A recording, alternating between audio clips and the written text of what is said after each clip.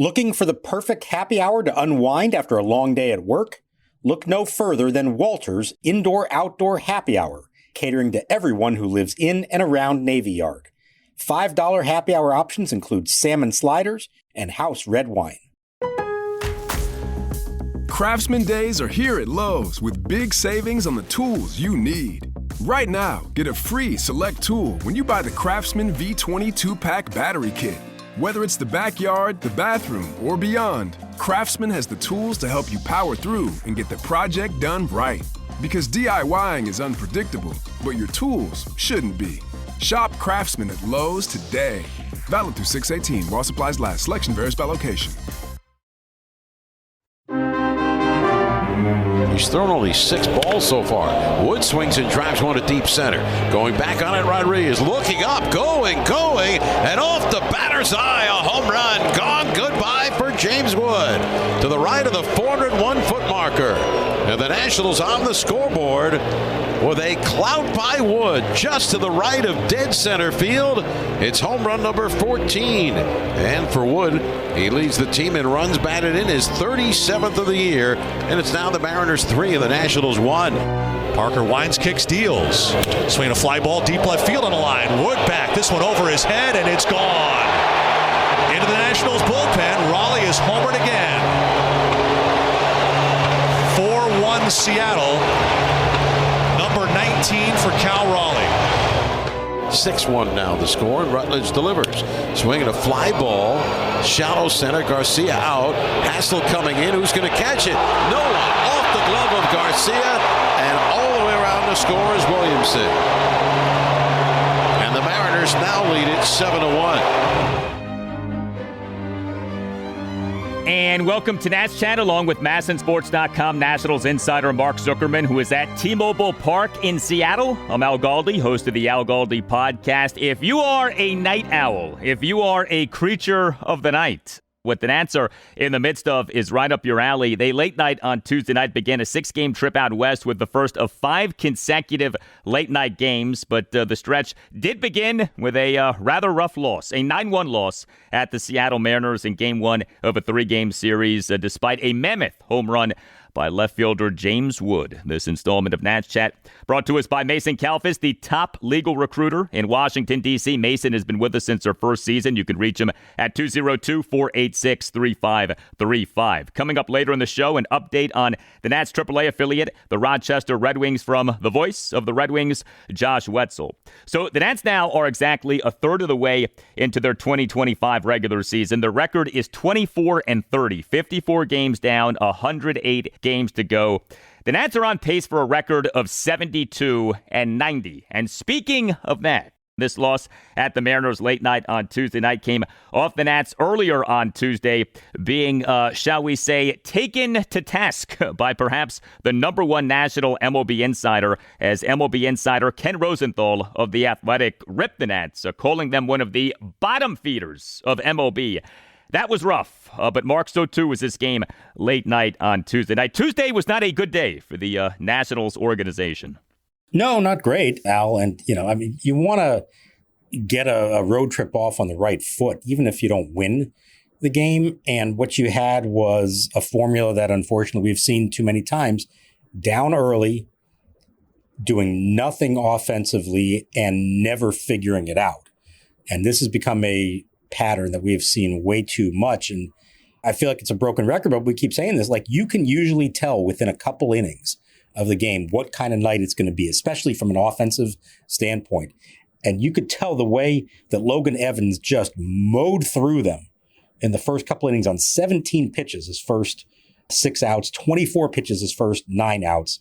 You just knew it was going to be that kind of night, because this team has not shown an ability to make adjustments and have more success the second time through, the third time through against an opposing starter. Sometimes they do it against a bullpen, but they have not shown an ability to do it against opposing starters for whatever reason.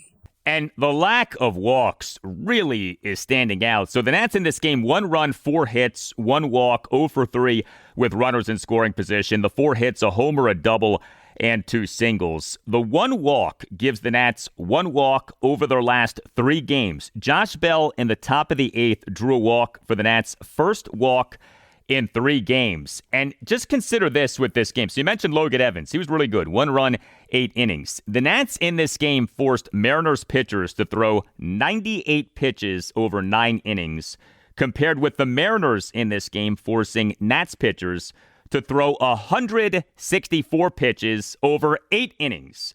So Nats pitchers in 1 fewer inning than Mariners pitchers threw 66 more pitches than Mariners pitchers threw in this game. That was something.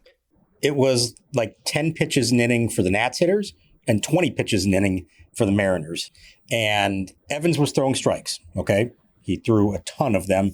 He was consistently ahead in the count 0-1 and beyond. So I understand that it's not as simple as just saying, well, just take some pitches, work the count, draw a walk. You do that against a guy who's pounding the strike zone to that extent, you're going to be down 0-2 all the time. Having said that, this is, again, a recurring theme that we've seen with this lineup, that they go through these stretches where they get really aggressive, make very quick outs. And I think most telling, just don't make those adjustments along the way. You go through the first time through the lineup on 24 pitches. You think to yourself, okay, well, we got to try something different the next time around. Well, what happens the next time around? They saw 29 pitches the next time through. So they worked in a 5-hole more pitches to get through that. I mean, he got through the 6th inning on 53 pitches. I don't know the last time I saw anybody do something like that. That, to me, is the most troubling thing. And I tried to get at this with Davey Martinez after the game. And, what do you make of this inconsistency? Because we saw during that 5-game winning streak, they look great. They're drawing walks. They work the count. They're scoring runs early. They're taking it to opposing starters. And then you see over the last 4 games, they're doing none of that. What leads to that kind of consistency? And his answer essentially was, we're a really young team. We're a really young lineup. Okay, I get it. But Josh Bell isn't young. Nathaniel Lowe isn't young. Keibert Ruiz has been around long enough. He's not young. Some of the biggest culprits of these kinds of things are not that inexperienced. And so I don't love that as an excuse. I understand that may apply in some cases, but I don't think that applies across the board to explain the real inconsistency. And as I said, it's so telling. You can tell right away, are they going to have success tonight at the plate or not? Yeah, and age oftentimes is not an excuse for bad plate discipline. There are plenty of young players who have good plate discipline. See Wood, James. So, it's not necessarily a function of age that you say, okay, well, it's understandable that you're not drawing walks. The Nats for this regular season are 26 out of 30 major league teams in walks at 154. It's just not good enough. And, it'd be one thing if the Nats were doing other things really well, and they are hitting home runs at a much better rate this season as compared to the last 2 seasons, as we have discussed. But that's still not good enough for this offense to overall be what you want it to be, and the lack of walks really stands out. I mean, 1 walk over 3 games. I don't care who you are facing. I don't care what the circumstances are. That is an inexcusable total in any stretch of games for any reason. 1 walk in 3 games, that really is something. Even if you end up striking out, just try. Again, I'm not talking about the first time around, but by the second time, the third time around, when it clearly hasn't been working, when you have an opponent who is averaging fewer than 10 pitches per game. By the way, a rookie making his 6th major league start. This wasn't Greg Maddux out there, okay? You can try something different. And if you end up looking at strike 3 as a result, well, so be it. At least you did something different. You're not continuing to do the same thing over and over. Now, I will say they hit some balls hard in this game. Like Luis Garcia hit a couple balls on the screws, had nothing to show for it. Jose Tena hit a couple balls hard. There was better contact than the results would show, but the lack of patience especially was telling. If you looked through their game logs for the season, I'll bet you in their wins, their average walks is way above what it is in their losses. That has been very much a correlation, I think, between wins and losses for this team this year. Well, there was an offensive bright spot for the Nats in this game, and that bright spot was James Wood. He is the Nats starting left fielder and number 2 batter, went 1 for 4 with a solo homer. He did strike out 3 times. You know, Wood does strike out actually a pretty good number of times, but of course you can excuse that with all of the other great work that he does offensively. And Wood in this game in a Nats 1-run fourth, a 1-out solo homer on a moonshot into the Seattle sky. A bomb to center field to cut the Nats deficit to 3-1. The home run going a projected 448 feet per StatCast. So your updated James Wood stats for this regular season. Number 1 among all qualified Nats players in OPS at 927 and 14 home runs. So a third of the way into this thing. He's tracking toward 42 homers. The single-season record for most home runs by a Nationals or Expos player is 46 by Alfonso Soriano in 2006. And could it be that James Wood threatens, if not equals, if not breaks that mark? He's going to have a chance if he stays healthy. Yeah, so I was going to say, if he stays healthy, there's certainly an opportunity to do it. And it is encouraging to see that even when other things are not going well, he is pretty consistently there with the ability to do that on any given night, even against a pitcher having a great night. And this was no wall scraper. This was off the batter's eye, straight away center field, showing everybody else how it's done. It's really remarkable to see. And you just keep saying to yourself, he's only going to get better. You would imagine with experience. And as he learns opposing pitchers, as he learns how to control the strike zone a little bit better, when to turn on a pitch like we saw the other day in D.C. when he mashed it to right field, there is still room for improvement from a guy who is on pace, as you said, for 42 home runs at age 22. It's really a remarkable thing to watch. What do you make of his high strikeout rate? It's not usual that someone who walks so much strikes out this much. I mean, it does happen, but it's interesting with Wood, 14 homers, but also 64 strikeouts. He has 64 strikeouts in 237 plate appearances. Perhaps that's something that'll come with age, but it does stand out like he does strike out a good bit.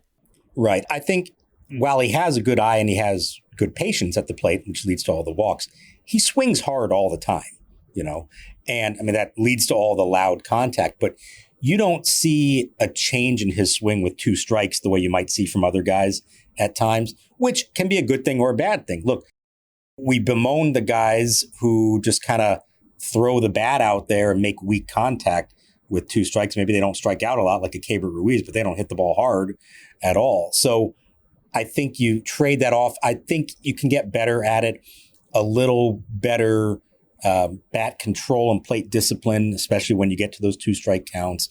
And he does get called third strikes, especially down in the zone. And such a big guy. I know that's kind of his weak spot at the knees. So maybe over time you can start to pick that up a little bit better and understand with 2 strikes, here's where they're going to try to attack me. And even if it's a matter of just learning how to foul off a tough pitch, you don't have to hit everything 115 miles an hour into the field of play. If you can just fight off a tough pitch with 2 strikes, that could help reduce the number. So again, that shows you there is room for improvement, certainly. But the fact he can still be doing what he's doing in spite of the strikeout total is really something. And it's also just a product of the game in general right now. Everybody strikes out more than they used to, for better or for worse. Yeah, he's tracking toward having one of the more remarkable 3 true outcome seasons in Nats history. Probably number 1 on that list, Adam Dunn in the 2010 regular season, 38 homers, 77 walks, 199 strikeouts. Nobody did 3 true outcomes quite like Adam Dunn, at least in Nats history, and perhaps we're getting one of those seasons from James Wood. I'd like to think he won't strike out 199 times, but we'll see. Yeah, we will see. Adam, as it turns out, was a little ahead of his time. Back then in 2010, 2009, I mean, we were saying, like, who does this guy think he is? How can you only hit home runs, strike out, or walk? That's no way to play baseball. Well, that's kind of become much more popular in the decades since then. But I would like to believe that James can keep the strikeout total down a little bit from that point and maybe turn some of those into just some nice little line drive singles. Although I don't know. When you swing as hard as he does, you do subject yourself to swinging and missing quite a bit. But when you do make contact, it's loud.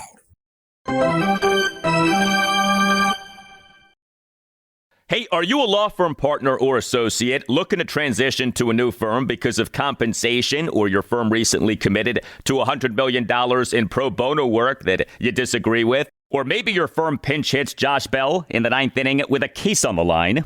If this sounds like you should explore the lateral market and give Mason Kalfas a call. Mason is the top legal recruiter in the Washington, D.C. area. He has been a Nats Chat podcast advertiser since the beginning of our show. Mason will work with you to create a marketing and business plan to pitch to new firms and dramatically increase your compensation and or day-to-day happiness in your new job. Mason has placed partners and associates in just about every large law firm in D.C. and New York, and he can provide plenty of testimonials from candidates he has placed on the outstanding service that they received. You need a strong advocate in your corner to find the best law firm out there for your future career. Call Mason Kalfas today, 202-486-3535.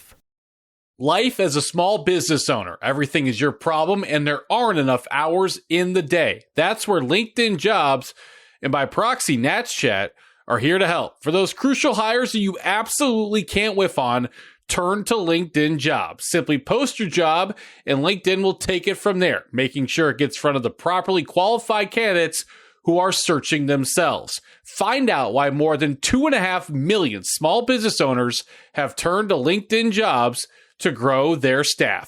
Post your job for free at linkedin.com/natschat. That's linkedin.com/natschat to post your jobs for free. LinkedIn.com/NATSCHAT. Terms and conditions apply. 1 ball, 1 strike. Infield double play depth, outfield the other way. Crawford not a big lead, the pitch. Swing a ball driven deep to left. Wood going back to the warning track, looking up, and there it goes. Down in the Mariners bullpen, 2-0 Seattle, 2 batters in.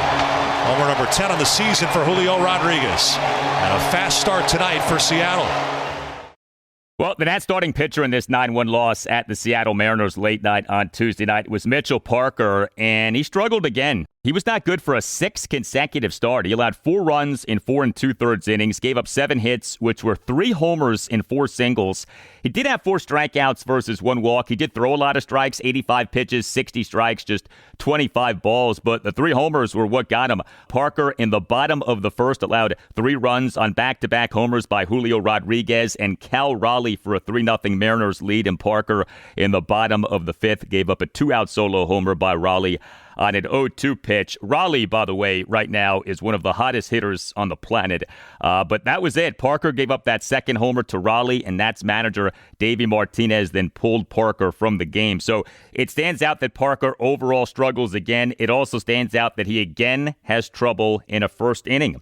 Your Mitchell Parker first inning ERA for this regular season now is 9, 12 runs, 11 earned, over 11 first innings. And when it comes to this decline for Parker off the great start that he got off to, it really does seem to be so much so about the first inning. He seems to routinely struggle early in games. And his ERA the rest of the way after that, 3.60. So he's been not just okay, but pretty good the rest of the way. And what he said was that he's got to try to take the mindset that he has when he faces a hitter a second time around and do that from the outset. And you can't wait to get behind to start doing that. Davey Martinez pointed out that in that first inning, the home runs were coming on pitches that were like 91, 92 with his fastball. And then all of a sudden, when you looked in the second, the third inning and beyond, he's throwing 94, 95. And what I theorize potentially with this, remember a few starts ago, it was all about the walks, especially in the first inning. And in his mind is Mitchell Parker saying, I can't walk guys, I can't walk guys. And consciously or subconsciously, he's taking something off the fastball to make sure he puts it in the zone. Well, the problem with that is you put a 91 mile an hour fastball up and over the plate to hitters like Julio Rodriguez and Cal Raleigh, you're going to pay the price, which is exactly what he did in this one. So he's got to trust that the stuff is good enough and show that he can throw it over the plate to avoid those early walks. He's got to figure this out and figure it out soon. I don't think he's in immediate danger of losing his spot in the rotation. But as we keep talking about, one of these days they're going to decide that Cade Cavalli is ready to come up and pitch in the big leagues again, and somebody has to go. And I've already outlined the reasons why I don't necessarily think that Trevor Williams is going to be the one to be moved out of the rotation. Mitchell Parker keeps it up like this, he's going to find himself going down to Rochester at some point unless he straightens it out. Yeah, I was going to ask you, who do you think right now at this moment in time has less of a firm grip on his spot in the rotation? Is it Trevor Williams or is it Mitchell Parker? I think it's Parker because of the fact he has options, the fact that, he's still only 1 year into the big leagues, and the fact that he's maybe been exceeding expectations to some point so far. He certainly did last year. And I think it's an easier case for the Nationals to make that, hey, go down there, work on stuff, as opposed to making what would be viewed internally as a much more dramatic move to send, your veteran pitcher on a 2-year contract to the bullpen. Now, we've discussed, and I'm not going to try to argue here that Trevor Williams is more deserving of staying in the rotation than Parker. And there's certainly a case to be made that a team that is still trying to figure out what it has in the long term is better served by giving Parker a chance to work this out at the big league level. But as we've outlined, that's not necessarily the way they approach these things. And so I would say right now, if they were going to make a move, it would be Parker to AAA as opposed to Williams to the bullpen. And with the Nats bullpen in this 9-1 loss at the Mariners late night on Tuesday night, not good. 3 Nats relievers combined to allow 5 runs, 4 earned in 3 1/3 innings. Jackson Rutledge allowed 3 runs in 1 1/3 innings. He gave up a double and a single and issued a walk, a hit by pitch, and 2 wild pitches. Zach Brixey tossed a scoreless bottom of the 7th with 2 swinging strikeouts despite issuing a leadoff walk and giving up a 1-out double. And Andrew Chafin in the bottom of the 8th allowed 2 runs, 1 earned. He began the bottom of the 8th by giving up a single, a walk, and another single. And then second baseman Luis Garcia Jr. committed a 1-out throwing error. I felt like this game was such a perfect illustration of this bullpen this season. No homers given up, but walks, wild pitches, hit by pitch. I mean, you got the complete 2025 Nationals bullpen experience in this game. I'll take it even a step farther. Rutledge comes in, and the very first pitch he throws, he hits Randy Arozarena. I looked it up. That is now the 7th time this season that a Nationals reliever has hit the first batter they've faced out of the bullpen. Now, admittedly, 3 of those were Lucas Sims. Rest in peace, Lucas, wherever you are. I guess in Phillies AAA right now. But still, that is such a disturbing trend that these guys come in out of the bullpen and not just can't throw strikes, but can't even throw it without hitting the opposing batter. This happens way too often. I don't know why that has been the case, but it has been a distinct and disturbing trend this season. And it is a minor miracle that the Nats have not been involved in some brawl yet, because what usually is the case is when a team hits as many batters as the Nats do, you inevitably find yourself in a brawl. Even though we understand these hit by pitchers are not intentional, but it doesn't matter at a certain point. Like, teams take exception to being hit, and Nats relievers routinely hit batters. And you would think at some point they're going to hit the wrong guy and just it's going to be on in one of these games. I'm surprised 54 games into the 162, we haven't had anything close to a brawl at this point. You wonder if as the season goes on, we get into the dog days of the campaign, if perhaps there will be a fight or two involving the Nats bullpen.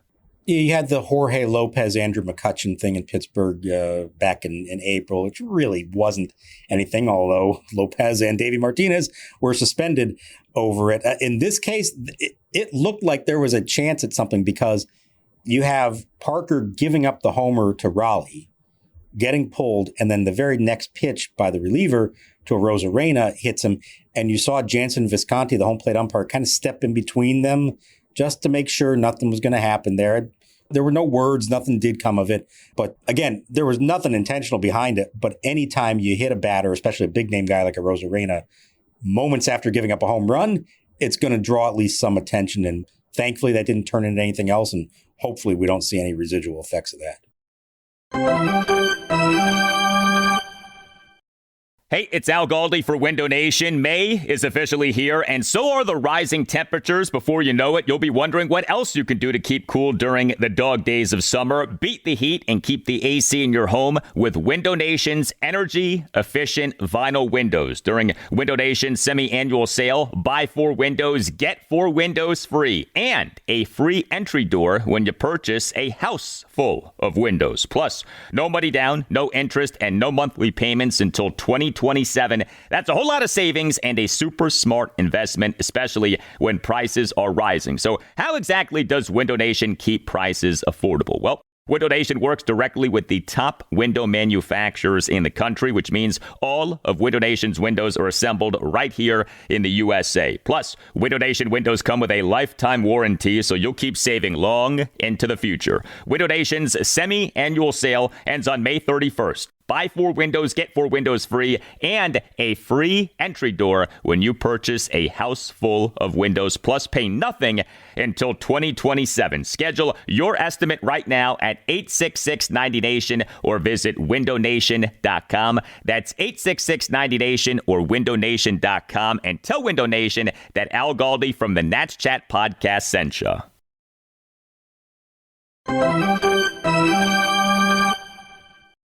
Bizzardo ready, 1 ball, 2 strikes, 2 down. Here's the pitch. Swinging a fly ball left field deep. Arozarena back. Warning track. He's there. He makes the catch, and the ball game is over. Mariners dominate game 1 of the series, and they take it by a final of 9-1. All right, so we had this loss for the Nats late night on Tuesday night, and we on Tuesday morning had a piece by MLB insider Ken Rosenthal of The Athletic that got a lot of attention. Headline, quote, Rosenthal, Nationals remain among MLB's bottom feeders despite lengthy rebuild, and quote, yes, bottom feeders. This was a rather harsh piece by Ken Rosenthal. Reads the piece, quote, when identifying baseball's perennial bottom feeders, the Colorado Rockies come immediately to mind, with the Pittsburgh Pirates, Chicago White Sox, and Miami Marlins also in the conversation. The Washington Nationals belong too. Since winning the 2019 World Series, the Nationals rank 3rd in the majors in losses, 1 behind the Pirates, 14 behind the Rockies. At 24-29 this season, they're on pace to avoid their 5th straight 90-loss campaign, barely. Ownership's lack of investment is partly to blame. The Nationals opened with a top 10 payroll 7 out of 8 seasons between 2014 and 21, but in the past 3 years have averaged in the bottom 10. A perhaps even bigger problem is the team's failures in player development as well as amateur and international scouting going back more than a decade. Failures that President of Baseball Operations Mike Rizzo's spectacular return for Juan Soto at the 2022 trade deadline can mask only so much. Good teams both spend and develop. The Nationals do neither. So while the Nats hold the number 1 pick in this year's draft, selecting in the same spot where they landed Steven Strasburg in 2009 and Bryce Harper in 2010, the end of their rebuild is not necessarily in sight, end quote.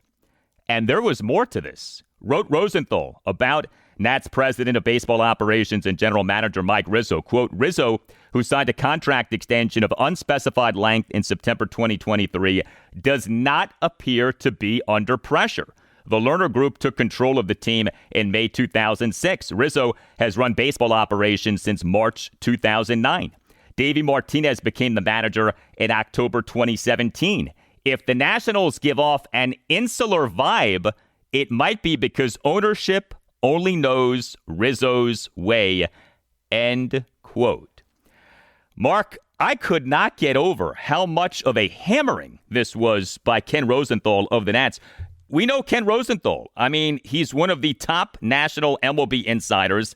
He's not known for giving off, hot take, flippant opinions. He's known for being very well connected, and he really took it to the Nats in this piece. There was a lot of truth in this piece. I did think it was a bit over the top. There's a lot to this, but what did you make of what Rosenthal wrote? My initial reaction to it, Al, was this, and this is my honest initial reaction to it. Where you been for the last 3 years, Ken?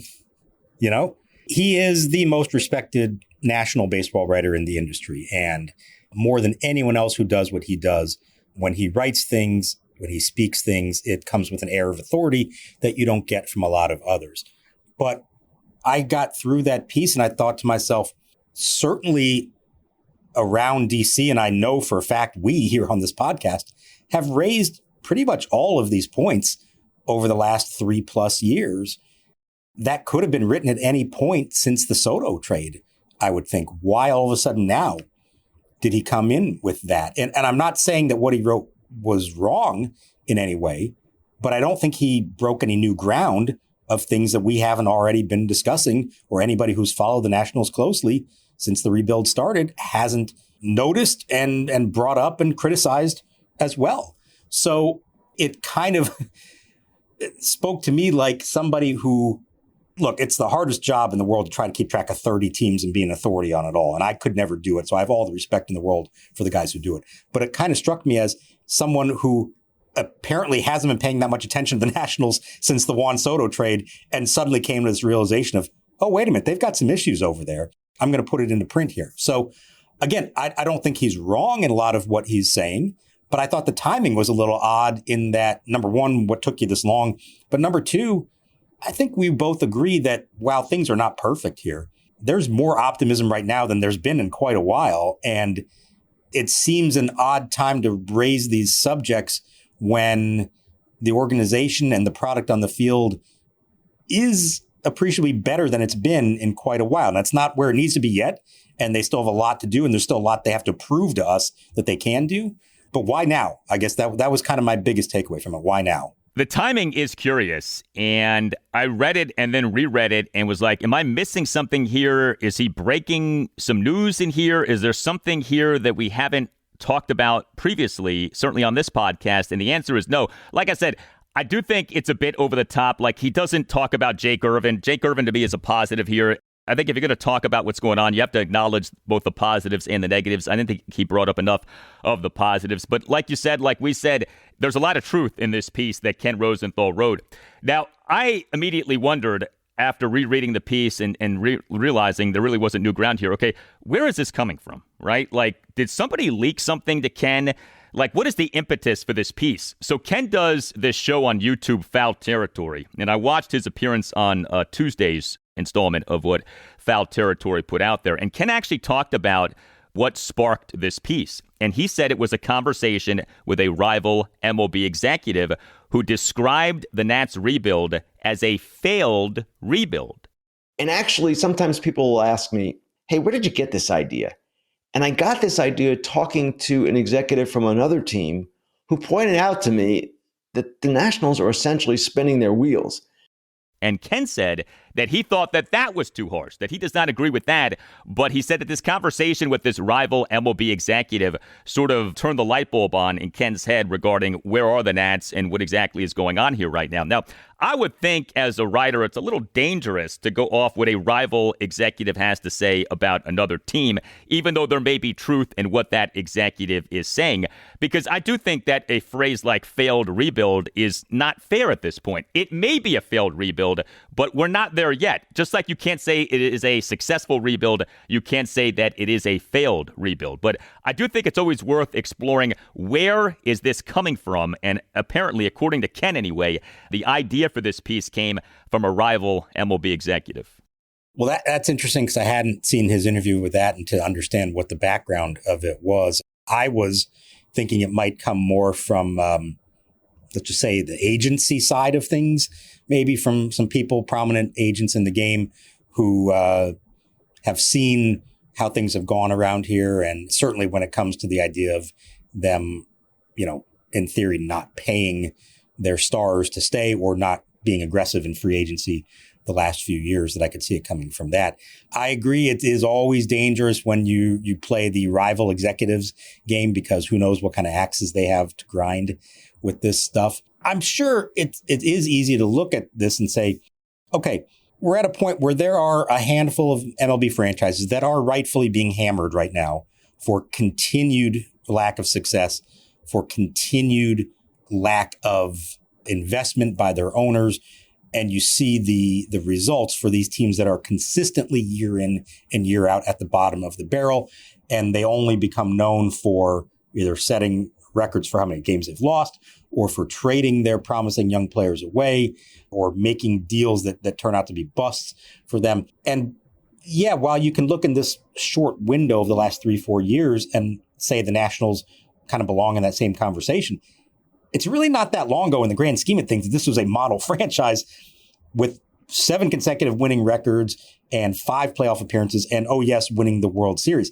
None of those other teams that were lumping in with them have done anything close to that anytime recently. So yes, they are at the bottom now and are trying to work their way back up, but they have not been a consistently unsuccessful organization the way that those others have. So there's frustration everywhere, as we know, about how this has gone since the end of 2019. And it's valid to ask, are they going to get back to where they need to go anytime soon? Sure. But I think we're still in that middle ground of there's still time for it to work. And we've seen some signs of it this year. And I wouldn't be so quick to judge that until we at least see how this season goes and what the residual of that is, both in terms of the young guys already here and what else may happen this offseason as far as ownership is concerned. And let's just also point out that Rosenthal kind of left out a few key points of this, which is the state of the TV situation, which we know is unresolved and could change and dramatically alter the way the team operates. I think that's an important point that needs to be out there. And that they have, as you pointed out, like with Jake Irvin, there are signs that they're doing a much better job at drafting and developing here in recent years. Now, yes, for a long time it was ugly, but there are at least some signs here that it is getting better. And I think by the end of this year and going into next year, we may have an even better sense of where they are in that regard. Rosenthal does make a key point that is not brought up enough, and that is that the Nats, in terms of international signings, have really struggled. That since Juan Soto, you're looking at Luis Garcia Jr. and not much else, and that is a big problem. And he, toward the end of the piece, includes something that I think is worth remembering. Mike Rizzo on the Sports Junkies in July 2022, quote, "This is a reboot year. We don't call it a rebuild because a rebuild is a 5 or 6 year process. I think this is a shorter reboot. We've shown in the past we know how to do these things," end quote. This gets forgotten. Early on in this process, the word rebuild was not used. We talked about reboot and we talked about reset, but rebuild was not said. It's only over the last few years that rebuild has started to be said. This initially was sold to us as a short retool, and that has not been the case. And I think that's part of the frustration for a lot of Nationals fans. This whole thing is taking a lot longer than we were told it was going to take. I think this has taken a lot longer than the Nats themselves thought was going to take. I mean, again, fire sale late July 2021. We're now nearly into June 2025. That it still isn't clear whether this rebuild worked or is working, I think is a problem. And to me, I now look at the Nats rebuild like this. The Nats do just enough to keep you hopeful, but not enough to make you certain. And I feel like that is a real part of the push-pull here. Like, there's enough good to keep you interested and excited, but there's not enough good to where you know for sure that this thing is working. And the hope has been that we get that certainty at some point, but we don't have it now, and I don't know if we're going to get it this season. I mean, again, 24-30, 54 games into the 162. That's not providing certainty. Well, I think it's why I said, and I think you agreed with me coming into this year, that this is the year that you need to see it. That whether there is pressure coming from above or not, there should be pressure on everyone in the organization to show tangible improvement. And yes, that's wins and losses, but it's more than that. It's about how the young guys develop, and it's about the front office and ownership seeing that progress and saying, okay, it's time to start acting like we did in the previous generation when they were going all in search of winning a championship. On the field, they're making strides. They're not all the way there yet, as you said. You can't, refute what the record says, although let's see at the end of the year where they're at. On an individual level, it's pretty obvious that the most important young players, maybe sans Dylan Cruz, are doing what they're supposed to be doing, and in some cases doing really well at it. The complementary players, maybe not as much. But the one thing we have not seen evidence of is ownership stepping in and saying, okay, we're now going to supplement this the way that we used to. A lot of people, myself included, thought and hoped that that would happen this past offseason. It clearly did not. We're probably going to be having the same conversation again this fall and this winter. Will they finally do it this time around? And if not, then there's a whole different conversation, I think, to be had. This installment of Nats Chat brought to us by Mason Kalfas, the top legal recruiter in Washington, D.C. Mason has been with us since our first season. You can reach him at 202-486-3535. You tell us what you think. Hit us up on X at Nats_chat. Hit us up on Blue Sky at Nats Chat Podcast. Email the show, natschatpodcast@gmail.com. All Nationals radio highlights on Nats Chat are courtesy of 106.7 The Fan. For Mark Zuckerman, I'm Al Galdi. We'll talk to you next time on the Nats Chat Podcast, and we leave you now with the latest on the Nats AAA affiliate, the Rochester Red Wings, from the voice of the Red Wings, Josh Whetzel. He's not running, and the pitch is hammered towards center.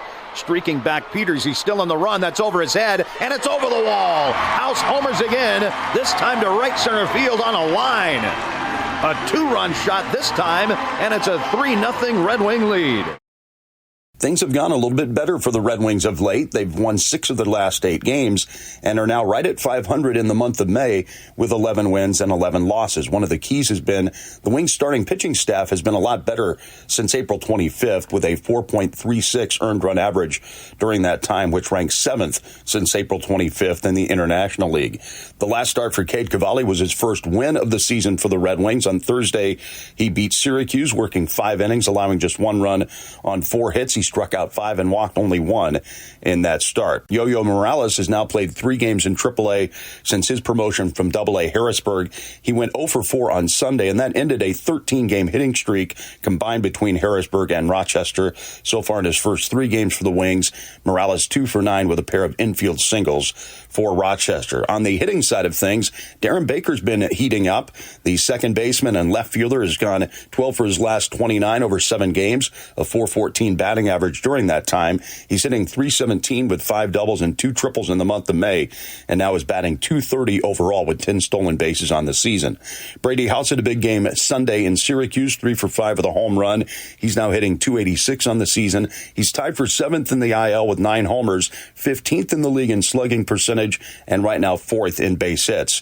And outfielder Andrew Pinckney had a good series in Syracuse, 6 for 22 with a big clutch home run.